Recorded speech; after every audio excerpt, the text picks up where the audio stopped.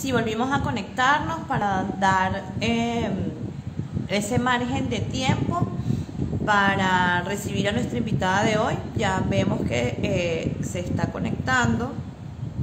Vamos a mandarle la invitación y nuestro live de hoy, nuestra conversación que teníamos preparados para ustedes, para quienes nos ven ahora en vivo y quienes nos verán después. Venus, Hola. agradecida, Estaba, qué bueno que te pudiste conectar. Bueno, entendemos también los problemas de conexión, toda la emergencia humanitaria compleja, toda la crisis que no es, no es una novedad para nosotros, para nuestros seguidores y para quienes están pendientes de esta tarde de hoy compartir contigo.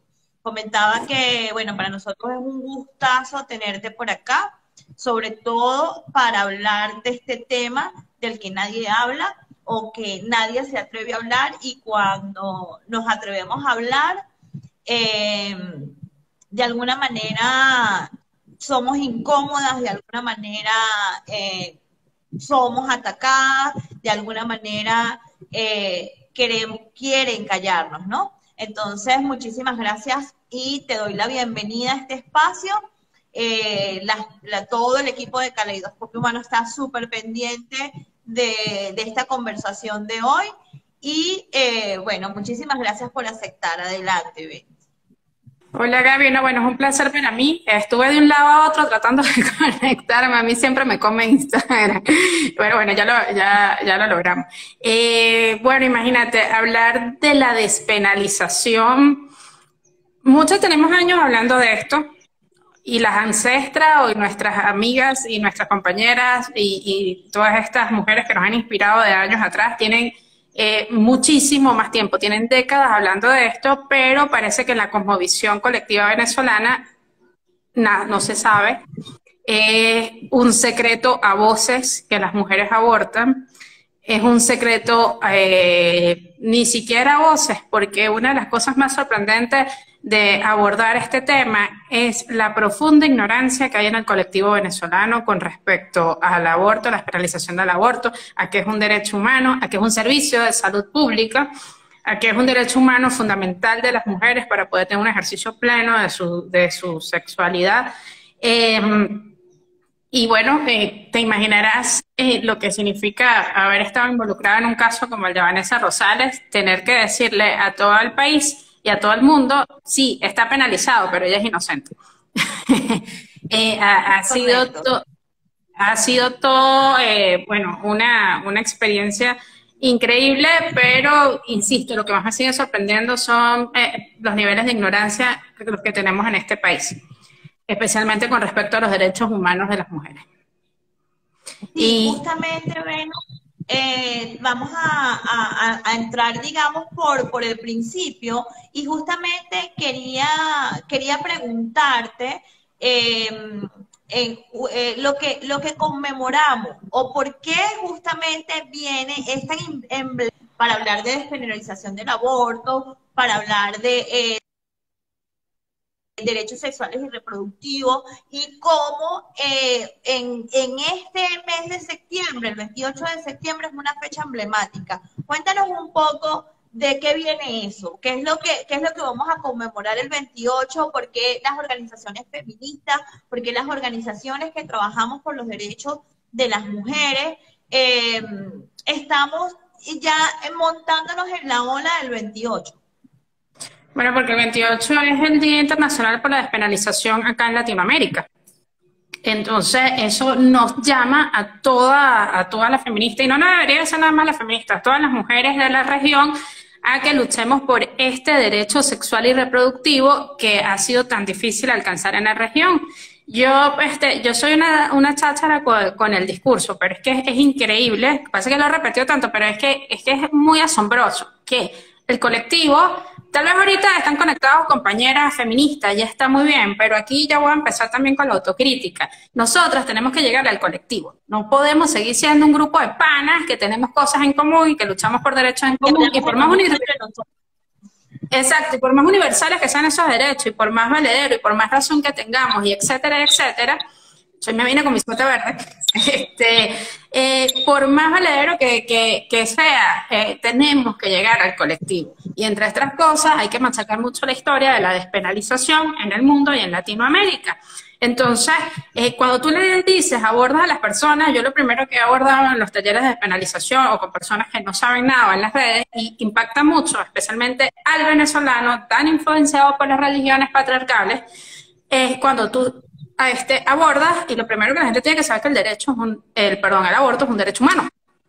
Todo el mundo se queda, chao. Sí, es un derecho humano. ¿Por qué? Porque ahí tú incluyes la no discriminación.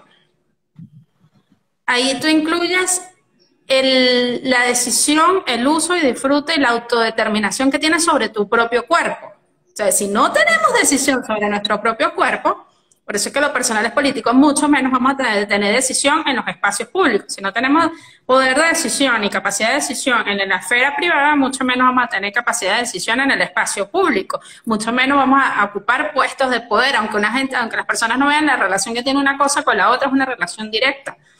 Si a ti te criminalizan por la decisión sobre tu cuerpo, ¿cómo tú vas a tener un ejercicio político, público y seguro? Es bastante limitado. Entonces, ese es uno de los primeros ejercicios mentales que tenemos que hacer. Y otra cosa que siempre traigo a colación es que, lamentablemente, es en el eje sur, en el eje pobre, en el eje subdesarrollado, donde todavía no se goza de este derecho, o por lo menos en la mayoría de los países del eje sur, porque en el eje norte esto fue superado en los años 70. Fue gradualmente, se vino superando desde Gran Bretaña en el 74 aproximadamente, incluso antes de que se firmara el acuerdo de la CEDAW, ha sido progresivo, pues en todo lo que es el eje norte y los países mal llamados, nos guste o no, del primer mundo, más allá de algunas excepciones, más allá de algunas situaciones de regresión de derechos, como pasó recientemente en el estado de Texas, que no está prohibido totalmente, solo que limitaron la interrupción hasta la 6ª semana, si mal no recuerdo, etcétera. Pero más allá de contar excepciones, los derechos humanos van avanzando, y nosotros nos quedamos atrás. Digo nosotros, Venezuela. ¿Por qué? Sí. Porque fíjate, los últimos meses, los últimos años, para mí lo de México fue una cosa increíble, fue una cosa que yo no me esperaba, todos esperábamos lo de Argentina. Sí. Argentina, bueno, eso tampoco fue de la noche a la mañana, fue producto de 36 años constante de lucha, de colectivos feministas, de mujeres constantes de lucha. Pero lo de México, me le quito el sombrero, esa decisión del Poder Judicial mexicano autónomo en un país tan tradicionalmente católico, donde sabía que se les iba a venir toda la opinión pública encima y dieron prioridad, porque también están basándose en los derechos, en los tratados internacionales firmados, a diferencia de Venezuela. Mucho de la justificación es que ellos tienen firmados y ratificados esos tratados, los mismos que nosotros. Solo que acá el Estado venezolano nunca le ha hablado claro al colectivo, ni ahorita, ni los 20 años anteriores, ni en la 4ª, ni en la 5ª. Venezuela incumple con los tratados internacionales a seguir penalizado el aborto. Incumple con los tratados que protegen todos los derechos de la mujer, como el de la CEDAW, Belén do Pará, el de Beijing, etcétera. Entonces, cada quinquena, te me fuiste, no sé si soy yo. Estoy aquí, estaba tosiendo. Okay. No me asuste porque yo en mi internet no confío. Una de las cosas que pasó con el caso de Vanessa es que uno empezó a revisar a profundidad los tratados y te das cuenta que todas las revisiones quinquenales, la CEDAW, el comité de la CEDAW le dice al Estado venezolano: hey, ustedes tienen que despenalizar, hey, por lo menos las 3 causales, con eso están violando todos los derechos básicos de las mujeres, además ponen en riesgo a las mujeres, criminalizas a las mujeres. ¿Qué pasa? Cada revisión quinquenal le ha hecho esas observaciones al Estado venezolano. ¿Y qué ha pasado? Nada. Sí, justamente el caso de Vanessa es un caso que es una situación, un hecho que muchas mujeres, muchas personas, incluso hasta defensores de derechos humanos, veíamos muy lejano que algo así ocurriera acá en Venezuela, ¿no? siempre cuando hablamos de detenciones arbitrarias, siempre cuando hablamos de estos casos terribles que sabemos que involucran violaciones de los derechos humanos, vemos muy distante lo que son los relacionados con los derechos sexuales y reproductivos. O digamos que tal vez debe haber algo, pero digamos que a voces, ¿no? Debe ser un secreto a voces también. Incluso sabemos que hay secretos a voces de este tipo, investigaciones, qué sé yo, de clínicas, de lugares donde practican el aborto clandestino, pero el caso de Vanessa nos trajo el contexto justamente de la necesidad de hablar de esto. Tú decías algo muy, muy importante, que es justamente lo que nosotros trabajamos en Caleidoscopio Humano, y es el desconocimiento, la ignorancia en el tema, y cómo de alguna manera se ha mantenido este tema en silencio total y con una invisibilidad terrible. Pero cuando sucede lo de Vanessa, empezamos nuevamente a hablar de esto y empezamos a traer a la mesa, sin pelos en la lengua, de lo que está ocurriendo en el país en ese tema en específico. Cuéntanos un poco del caso, todos sabemos, pero un poco resumido, cómo está ahora el proceso del caso, y lo que demuestra que estamos en Venezuela, el contexto actual de Venezuela en materia de derechos sexuales y reproductivos. Bueno, el estatus jurídico del caso, Vanessa igual fue procesada por aborto, igual fue criminalizada por aborto. Lo que pasa es que el aborto en Venezuela está entre los delitos menos graves, pero sigue siendo un delito. Entonces, por la cuantía, no iba a seguir detenida. Ya estaba detenida por los delitos accesorios que le impusieron para agravar la situación, que ha sido una práctica, lamentablemente, del sistema de justicia en los últimos años en Venezuela, donde establecen delitos accesorios al delito, en principio, el que se es imputado, para dejar a las personas detenidas. Por eso fue que ya estuvo detenida. Entonces, ¿qué pasó en audiencia preliminar? Se dio una figura que es la suspensión condicional del proceso. O sea, como ella asume la responsabilidad con respecto al delito de aborto, se le pone una sanción.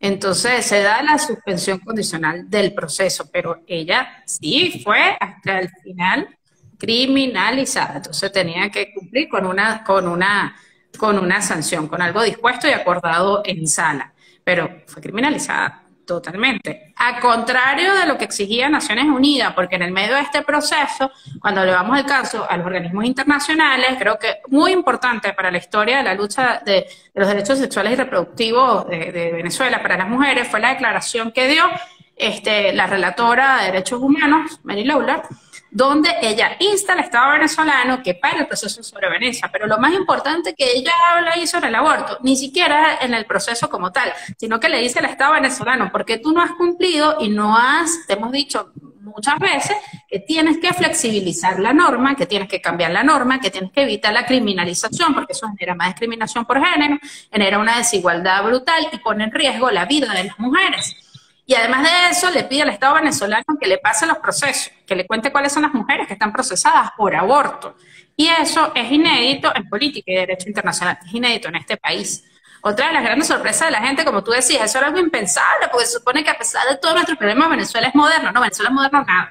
En materia de legislación de derechos sexuales y reproductivos, estábamos tan atrás o más atrás que Centroamérica, que se supone que es uno de los lugares más precarios con respecto a los derechos de las mujeres. Bueno, vemos el último pronunciamiento de Bukele en el proceso ese de reforma constitucional que tiene, que inmediatamente echó para atrás las iniciativas de reforma de la Constitución para poder garantizar la interrupción del embarazo, ni siquiera dejó que llegara a discusión. Aquí no estamos tan lejos. Si al caso vamos, en el 99 lo que se logró es que la concepción de vida se cambiara en la Constitución. O sea, no tiene ese ancla que establece desde cuándo se considera vida, sino que lo deja amplio y eso nos da la oportunidad de hacer una reforma en el futuro. Y sin embargo, todas las iniciativas se han echado para atrás. ¿Por qué? Por los poderes religiosos. Y eso es una de las cosas que tampoco se abre de frente. Porque el Estado venezolano, sea esto, el de 20 años atrás, etcétera, es lo mismo. Es conservador, es patriarcal, es misógino y ni siquiera ha dejado que se lleve a discusión. Solo hasta el caso de Vanessa, que se armó la grande, que pudimos articular todas estas organizaciones internacionales de afuera hacia adentro y mostrar lo que estaba pasando y ver por primera vez a un político venezolano hablando, o lo hicieron hablar, porque fueron los periodistas públicamente de la despenalización del aborto. Ajá, porque Sí. esto ni pendiente. Más allá del grupito de amigos. Exactamente, totalmente. El caso fue emblemático. Lo positivo que salió, lamentable toda la criminalización, todo lo que vivió Vanessa, todo lo que vivió la chica, la madre, todo lo que vivieron los involucrados, ¿no? Pero de alguna manera sirvió para hablar de esto públicamente. Yo recuerdo que a mí me consultaban muchos colegas periodistas de cómo poder visibilizar sin de alguna manera, tú sabes, sin armar mucha polémica, porque es que... Sin ensuciarse las manos. ¡Wow! Entonces tú dices, ya va, no solamente hablando de legislación, una legislación evidentemente nada ajustado a los derechos de las mujeres, el Estado nada ajustado a respetar los derechos de las mujeres, a respetar los derechos incluso de los propios ciudadanos, pero tampoco hay formación ni desde los periodistas, desde los comunicadores, tampoco hay formación incluso de muchos abogados si no están involucrados, digamos, directamente con derechos humanos, y tampoco hay información o hay formación en muchas organizaciones, en muchas activistas, en muchas personas que de alguna manera vienen desde esa concepción católica o religiosa con todo lo que es esta cultura patriarcal, machista y todo lo que ya sabemos. Vanessa, no sé si recuerdas en ese momento de los casos, si cuando te abordaron para visibilizar el caso de Vanessa, si recuerdas en algún momento que hayan de alguna manera ser un poco cautos o un poco, digamos, echarle tierrita a la cosa para que pasara y ya. Bueno, mira, tengo varias anécdotas al respecto. Para empezar, ahí tú tocas dos partes, pero yo soy comunicadora también, ahí tocas dos puntos bastante frágiles y eran las cosas que me preocupaban cuando ya teníamos que hacer público el caso, ¿no? Y que sí, o sea, daba miedo, pero decía, tuvimos que ir ajustando y evaluando porque lo hicimos público, fue casi a los 3 meses. Hay una situación de peligro inminente en este país, todos estamos expuestos, por lo que yo digo, estoy expuesto, sabemos que hay una situación de peligro, pero siempre, por lo menos, en el 100% estrógeno tratamos de hablar con las pruebas en la mano. Sabemos que hay muchas otras más cosas que quisiéramos decir, pero no hay pruebas y aquí estamos en una situación demasiado riesgosa en este país. Entonces, una de las cosas que se hizo en forma acertada, junto con el equipo que estaba conmigo, trabajé de la mano con ABESA y con Women's Link, fue tocar mucho la prensa internacional. Porque el periodismo venezolano no estaba preparado para eso. Y eso es una realidad.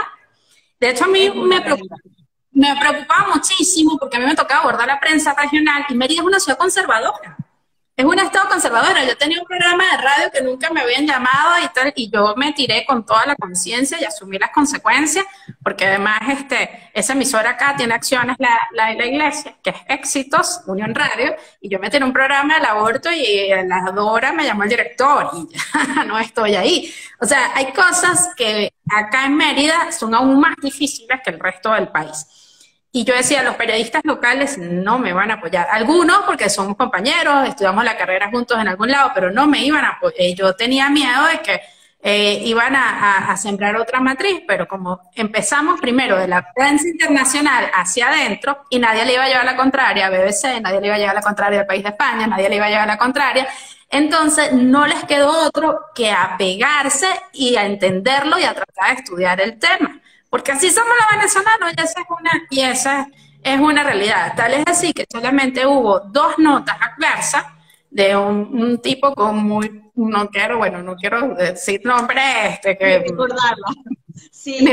Un palangrista de estos, y fue la única nota adversa, y la saca el Nacional, y después el Nacional le tocó replicar, porque obviamente por esos acuerdos de prensa, las notas de F, del País de España, etcétera, donde no tenían una matriz adversa. Y sabemos que son conservadores, ¿no? Entonces era una cosa así como que, bueno, pero aquí, ¿cómo hicieron? ¿Ves? Porque era demasiado dilemático el caso. Ahora, lo que no se preguntaron, ¿qué pasó con el violador? Nunca. Y lo que siempre he planteado, si a usted la viola y sale embarazada en este país, usted tiene que parir obligada. Así de sencillo, porque así es cuando la gente cae en cuenta. Es más, te confieso que yo así, muy chama, por allá en el 2010, tenía yo 3 años graduada de abogada, y yo asumía que si te violaban podías abortar, porque el sentido común me decía eso. No es así. No. Lo aprendí.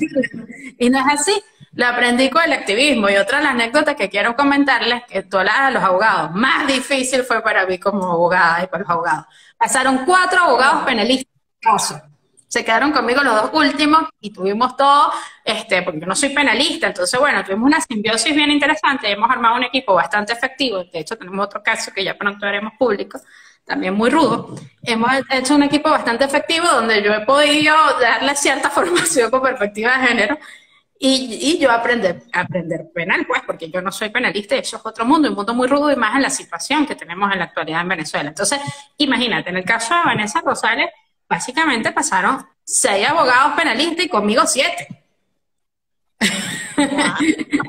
Para que tengas en cuenta que, o sea, todas las circunstancias y cómo, además de ir aprendiendo y cómo tenían que irse engranando un equipo, porque tú tenías que defender y buscar de otras maneras, además todas las partes flacas del caso, que como siempre en este país no se cumplen los procesos, y creer en quien estabas defendiendo. Pero quien no cree en la despenalización y quien no crea que la mujer tiene autonomía sobre su cuerpo no va a defender a una mujer que haya ayudado a otra a interrumpir un embarazo. Así de sencillo. Es correcto, Venus. Y desde esa misma, yo creo que esa misma necesidad de reeducación, porque aquí hay un tema también que sale en la mayoría de los lives, creo que ha salido, y es esta nueva generación, estoy hablando de la llamada generación de cristal, esta generación que se indigna por todo, bueno, yo no sé si mal llamada o bien llamada, realmente no lo sé, pero es una generación que está haciendo cada vez más bulla y está haciendo cada vez más una mayoría, digamos, bien organizada y que se empieza a interesar por los derechos, por el tema de, digamos, el progreso también en materia de derechos y el progreso también en cuanto a equidad de género y lo que es la inclusión. Y justamente responder a estas propias necesidades de esta nueva generación que se indigna por cosas tan obvias que, bueno, que los activistas o las personas que tenemos un poquito más en esto, tardamos un poco más como en procesarlo, nos damos cuenta que hay como esperanza, pero hay un proceso de reeducación. ¿Cómo ves tú estas iniciativas que están, yo creo que no necesariamente iniciativas de activismo, más iniciativas hacia lo comunicacional, iniciativas incluso de legislación? Por ahí escuchamos que bueno, ahí se va a exigir, pero hemos sabido también bajo cuerda que ya se está hablando de eso. nuevamente, claro, también lo sabemos que cuando es época electoral se habla de todos los derechos siempre, ¿no? Eso no es nuevo. Pero bueno, tenemos esa pequeña esperanza que empiezan como a hablarse de estas situaciones y de este retroceso en materia de derechos, sobre todo los derechos de las mujeres, que evidentemente no estamos al nivel de otros países, pero aquí hay un tema de bastantes brechas de género, ¿no? Por temas de género. ¿Y cómo ves esto de estos movimientos, estas olas que están surgiendo en el tema comunicacional? A mí, bueno, muchísimos son los colegas que nos consultan, que nos preguntan cómo abordamos este tema, cómo hacemos esto. Esas iniciativas que están surgiendo, ¿cómo lo miras? Sé que nos queda mucho camino por recorrer, sé que esto apenas es el inicio, ya quisiéramos avances importantes, pero ¿cómo ves estas iniciativas que están surgiendo? Bueno, es muy positiva, aunque necesitamos, como tú dijiste, reeducar. Reeducar porque también yo veo muchos chicos, los más jóvenes también con un pasticho mental. Entonces, oye, entre la búsqueda de la libertad, la situación Venezuela, que es re compleja, aquí no hay cosas blanco o negras, que es bastante compleja, y los paradigmas de moda, ¿no? Hay una especie como de moda del feminismo, y a mí me parece que eso está muy bien, igual que con la moda verde. A mí me parece que eso está muy bien. Si eso va a sumar para la consecución de derechos, está muy bien. Pero ahora, el tema de Venezuela, entre tantas complejidades que tenemos, es que los venezolanos, las venezolanas somos alienadas, y yo siempre digo, tanto vaina, pero en serio. Luis Venezuela nos jodió la cabeza. Entonces, para nosotros superar todo el tema del sexismo y la cosificación de la mujer, oye, es una de nuestras limitantes. Es una de nuestras limitantes como venezolanos y tenemos que aceptarlo. Porque acá muchas mujeres no entienden de qué va el feminismo. Aquí muchas mujeres creen que son libres porque se pintan y usan falda. Chama, no. No. Realmente eres esclava de un montón de situaciones culturales. Y tal es así que Venezuela sigue estando entre los 15 países más peligrosos del mundo para ser mujer. Tal es así que las tasas de feminicidio, las tasas de violencia de género, de violencia sexual, en vez de bajar o mantenerse, sigue. Entre muchas situaciones, las culturales, entre otras, en que Venezuela no tiene suficientes mujeres en los espacios de toma de decisión, y las mujeres que están tampoco tienen perspectiva de género, no tienen perspectiva de género los hombres. Nosotros no tenemos políticas públicas, tenemos una ley súper, como le digo yo, o sea, ella es una ley súper califragilística, pero que no tiene un reglamento como la mayoría de las leyes, que es un saludo a la bandera, que tú chocas con las instituciones. Me pasó 1000 veces como abogada, o sea, yo, entonces, ¿qué hago? Donde en las mismas fiscalías de la mujer no te dejan entrar si vas con la abogada, y a mí hay quien me, imagínate menos. O sea, yo tengo que esperarme al frente a ver, bueno, mira, ve, haz eso. O sea, tienes que mandar a las víctimas solas, porque más bien tú entorpeces el proceso, donde estás dependiendo de la visión, la cosmovisión del funcionario de turno, si él cree que es violencia o no es violencia, sin importar lo que dice la ley. Porque además de eso, como tú no tienes un reglamento, como un carajo, porque hay que decirlo así, tú demuestras la violencia simbólica, la violencia psicológica, y mientras le dé la gana a la persona, el experto de las instituciones en atenderte, ya pasaron no sé cuánto tiempo, la mujer se desgasta, ya es bastante difícil convencerlas para que denuncien. Y además de eso, afrontarse al monstruo del sistema de justicia venezolano, que está muy limitado, sobre todo por formación, para la atención de las mujeres de víctimas de la violencia basada en género. Entonces, en el medio de todo ese caos, estamos las defensoras que tenemos años en esto, diciéndole, mira, yo sé que el sistema no sirve, yo sé que es difícil hacer la denuncia, yo sé que estamos en pandemia, yo sé que no hay gasolina, yo sé que tienes miedo, yo sé que todo esto, pero hay que denunciar. No tenemos opciones. Entonces, esa es la realidad que estamos viviendo las mujeres en Venezuela. Pero además de eso, también te tienes que enfrentar con mujeres que están sesgadas por el patriarcado, donde dicen, no vale, pero qué exageración, no vale, pero qué exageración, no vale, qué exageración, hasta que las tocan. Además, esta campaña, Venus, no sé si la has notado, bueno, nosotros y digamos, en redes sociales, que somos muy activos con el activismo y estas campañas cuando el caso de Vanessa, con los casos de feminicidio, con estos casos, que ha costado un poco, sobre todo también no solamente porque no hay mujeres en posiciones políticas donde puedan hacer, digamos, incidencia, mujeres formadas, mujeres preparadas en temas de género, tampoco por lo de los periodismos, el periodista que todavía, por allí lo decía Siri, Sí, todavía habla de crimen pasional, todavía dice cosas bueno, que yo, de verdad, yo, cada vez que veo una cosa así, yo digo, Dios mío, no, pero no solamente por estas barreras o este tema que nos ha impedido de alguna manera reeducarnos, bueno, la falta también de currículum, de que sea parte del currículum.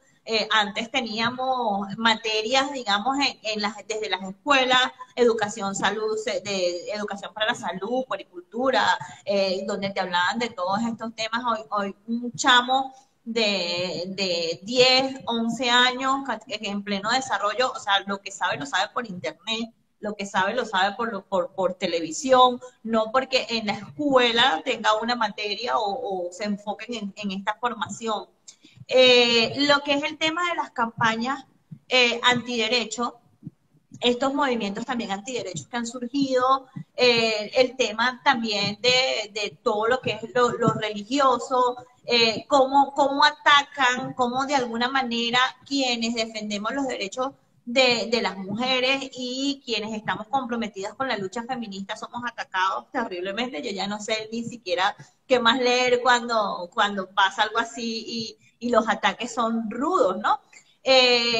¿Cómo, no sé si has visto esto y cómo podríamos enfrentarnos a esto, sobre todo en temas de despenalización del aborto y estos temas de salud sexual y reproductiva que son tan necesarios en este momento? bueno, yo me lo tomo con humor. Porque imagínate, si uno se pone bravo que te insultan en Twitter cuando hablas del aborto, en la cuenta de 100% trans lo han hecho muchas veces. Hoy publicaba el vivo de nosotras y una señora, ay, yo pensaba que los anticonceptivos eran la salida, ay, no sé qué más. Entonces, cada vez que hablan, a mí me da risa, pero a la vez me sorprende la ignorancia.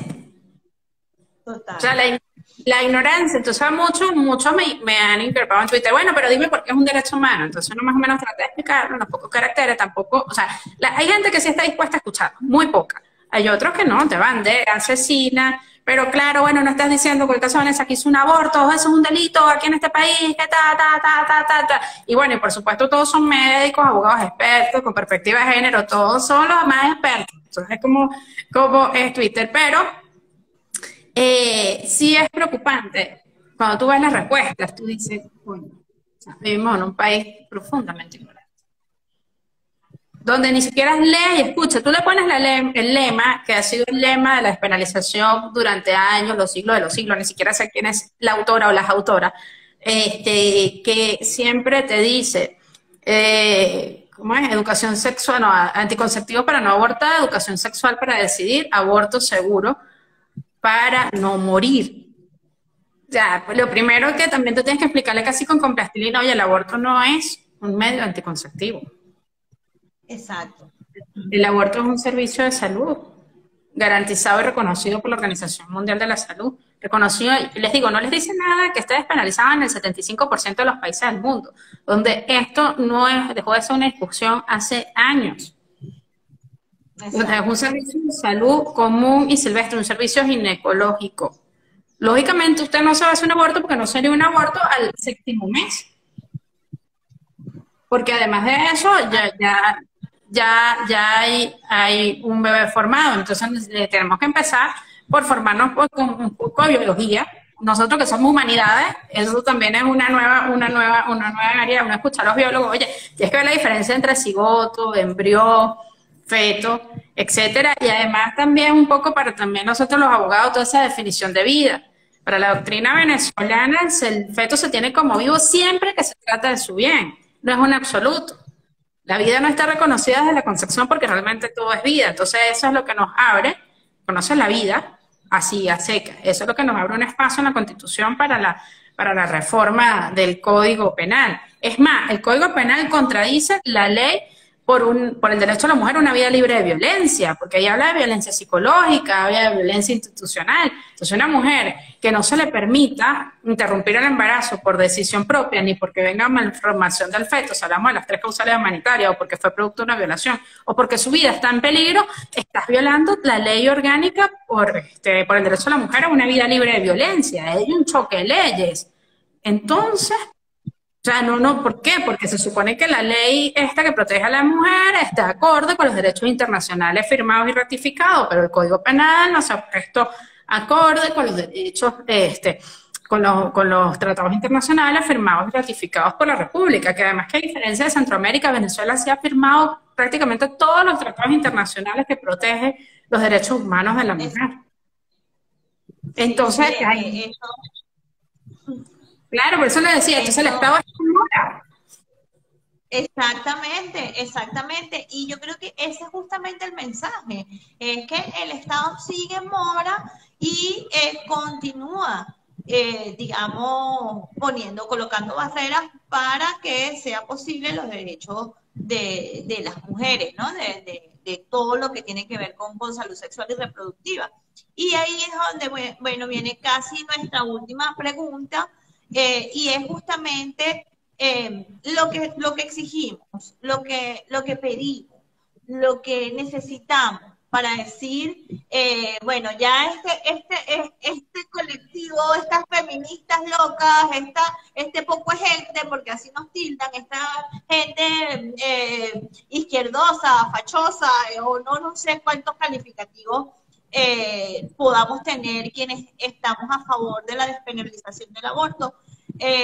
Justamente cuáles son las exigencias. Sabemos que aquí hay un montón de lugares clandestinos, hay un montón de prácticas que ponen en riesgo la vida de las mujeres, la vida de las niñas, la vida de las adolescentes. Sabemos que aquí, y eso no es de ahorita, eso ha sido de toda la vida, y que hay muchísima gente lucrándose incluso por esto justamente, ¿no?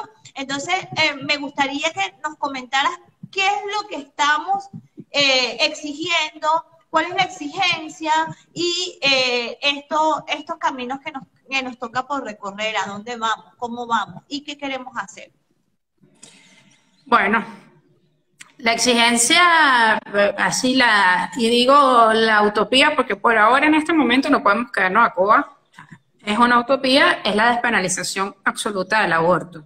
Los meses en que eso llegue a estar permitido se discutirá en su momento, pero por ahora urge, precisamente porque hay un montón de gente lucrándose de la desgracia ajena, precisamente porque a quien deben criminalizar es a esas personas bachaqueras que venden las pastillas o las clínicas clandestinas, porque pues, ellos sí se están lucrando y ellos están poniendo en riesgo la vida de miles de mujeres, porque el problema de la penalización del aborto, las consecuencias más graves de la penalización del aborto son 2, las muertes clandestinas de mujeres y la criminalización de mujeres por abortar. Esas son las 2 consecuencias más graves de la penalización del aborto. Entonces, por ahora el Estado venezolano debería acatar, ya que se abrió toda esta discusión y que incluso los organismos internacionales de derechos humanos, el Consejo de Naciones Unidas, el Consejo de Derechos Humanos de Naciones Unidas lo está increpando por ambos, por diferentes frentes. Lo último fueron los informes que salieron la semana pasada, el de alto comisionado y el de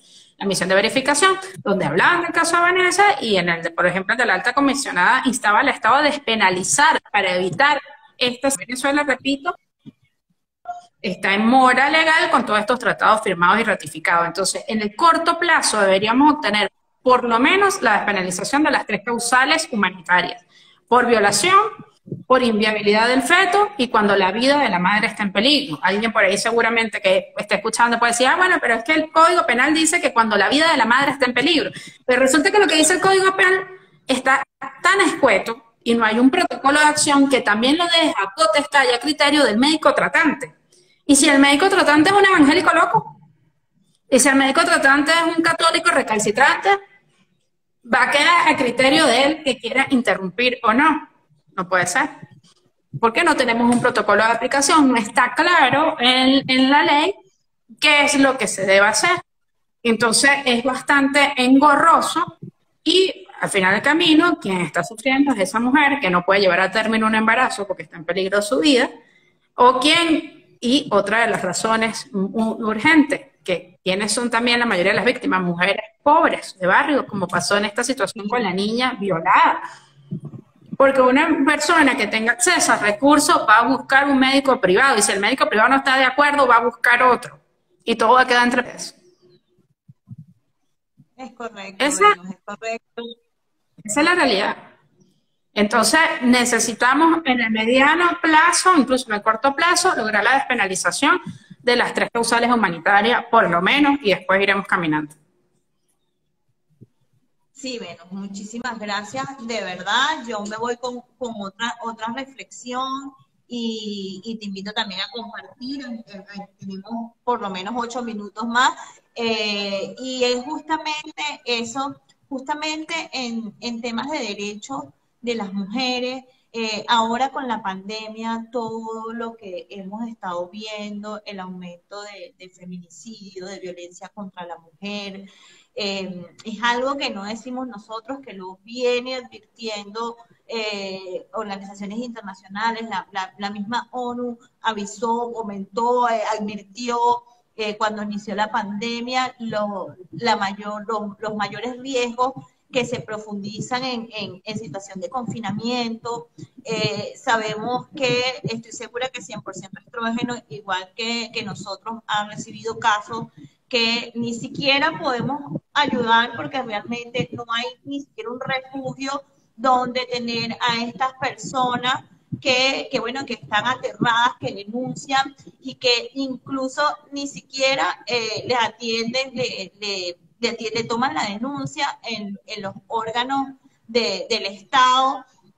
Muchísimo más, imagínate una muchacha joven o una persona, una mujer que ha sido violada sexualmente, que bueno, que no tiene acceso a todos estos horrores que sin embargo sí se han manifestado internacionalmente, pero yo siento que hay que ser un poco más contundente. Yo quedé personalmente, esta no es la posición de Caleidoscopio Humano, es la posición mía, yo quedé muy insatisfecha con el último informe de Michelle Bachelet de las Naciones Unidas, de la situación de derechos humanos de Venezuela, y fue justamente con el tema de los derechos de las mujeres. Aquí esto sigue quedando para después. Vamos a ponerle un pañito caliente mientras contenemos la crisis y lo terrible que vivimos, pero resulta que en materias de derechos estamos en retroceso, lo que tiene que ver con género y diversidad.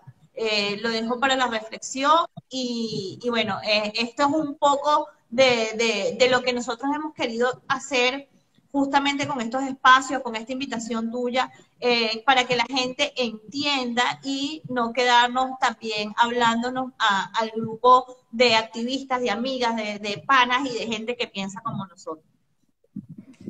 Sí, bueno, no es fácil. Todos los días, a veces, a veces no, bueno, yo recibo denuncias y uno incluso te frustra, porque lo más que puedes hacer es decirle, mira, sí, porque prácticamente llaman a verificar lo que no creen. Sí, estás siendo víctima de violencia de género, por favor, ve a denunciar. Y a veces uno cree que, bueno, es muy poco, pero por lo menos le estás dando el apoyo y la claridad de que sí, porque para empezar, para denunciar tienes que asumir que estás siendo víctima de un proceso de violencia, y eso es muy difícil. Eso no es tan fácil como que, ay, bueno, sí, no, es una situación muy difícil, muy difícil, y tú, muchas veces lo más que puedes hacer, pero a veces es mucho, porque bueno, esa persona da ese paso, pero no tienes refugio, sabes que vive con el agresor, tiene niños, o sea, es muy frustrante y es muy desgastante, porque te ves sumamente limitado con lo que puedas aportar, pero bueno, en eso estamos, pues todos los días tratando de colaborar un poquito y dar esa contención. Y bueno, tratar de saltar la frustración y hacer caso omiso. a la Tenemos frustración, que pero bueno. seguir, tenemos ese deber de seguir, tenemos el deber de tratar que ese granito de arena o ese aporte que nosotros podemos hacer con las víctimas de violencia de género, con del propio Estado machista, patriarcal, que de alguna manera nos quiere callada, nos quiere en silencio, podamos como abrirle los ojos y hacer entender que Venezuela no solamente está viviendo la crisis que está viviendo, sino que también la mayoría o todas las mujeres estamos siendo vulneradas en derechos. Muchísimas gracias por aceptar estar aquí con nosotros. Están abiertas las puertas del Caleidoscopio para cualquier, digamos que actividad, cosa que quieran hacer en temas de despenalización del aborto y en otros temas también. Creo que las alianzas, la articulación que tenemos que hacer con quienes se quieran sumar, periodistas, abogados, quienes quieran sumarse y que además quieran formarse en temas de derechos de las mujeres, son bienvenidos. La formación es indispensable, la reeducación de todos estos temas es necesaria y muchísimas gracias por compartir esta tarde con nosotros. No, bueno, muchas gracias por el espacio y sí, vamos a seguir articulando porque, bueno, ese es el deber de todas las organizaciones no gubernamentales. Por eso somos incómodos en Venezuela y en todos lados del mundo.